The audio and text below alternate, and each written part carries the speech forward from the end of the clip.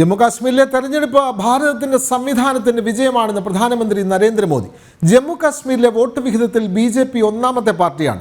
വിജയത്തിന് പിന്നിൽ പ്രവർത്തിച്ചവരെ അഭിനന്ദിക്കുന്നുവെന്നും ജെ.പി. നദ്ദയുടെ ടീമിന്റെ വിജയമാണിതെന്നും പ്രധാനമന്ത്രി പറഞ്ഞു.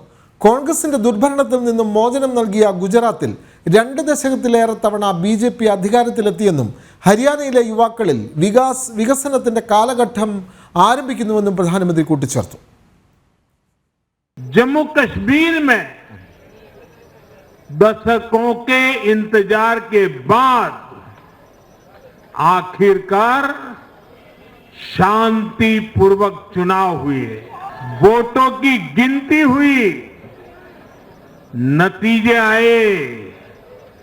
ये भारत के संविधान की जीत है, भारत के लोकतंत्र की जीत है।